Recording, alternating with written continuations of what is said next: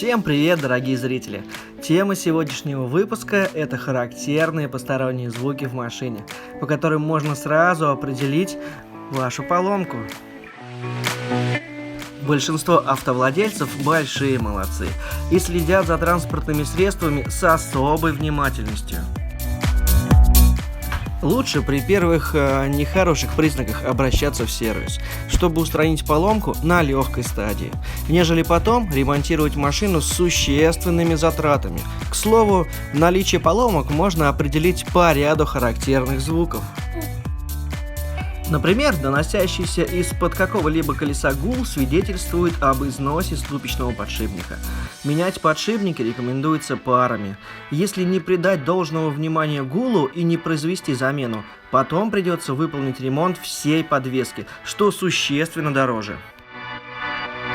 Об износе подвески свидетельствуют скрипы, появляющиеся во время передвижения и преодоления препятствий. В основном из строя выходят резиновые запасные части. Находите время на диагностику состояния подвески, а также своевременно производите замену пыльников, сальников и сайлент-блоков. Если услышали, что из-под капота доносится неприятный звук, в таком случае причина может крыться в поломке насоса гидроусилителя. Неприятная новость. Это дорогостоящая деталь, а значит вас ожидают большие затраты. Поговорим о механической коробке переключения передач. Из нее может доноситься хруст при переключении. Отсюда следует вывод: синхронизаторы в КПП пришли в негодность.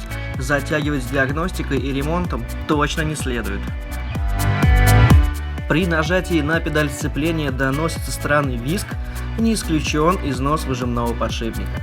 Если пренебречь его заменой, то в скором времени из строя выйдет вся трансмиссия. При вывернутом руле иногда можно услышать лязгующий звук. Это явный признак поломки наконечника рулевой тяги. Как и в предыдущих случаях, отметим, что всего лишь одна поломанная деталь, если пренебречь и ее заменой, способна подкостить подвеску целиком. Что касается шипения из-под капота автомобиля при работающем двигателе, это может быть вызвано утечкой охлаждающей жидкости.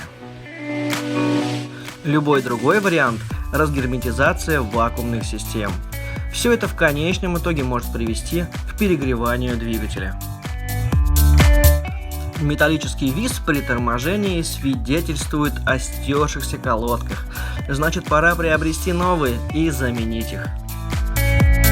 На заднеприводных машинах при проблемах, связанных с дифференциалом, можно услышать вой.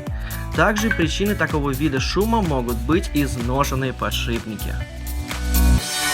Таким образом, внимательно прислушиваясь к нетипичным звукам, производимых вашей машиной, вы можете осуществить самостоятельную диагностику ее состояния.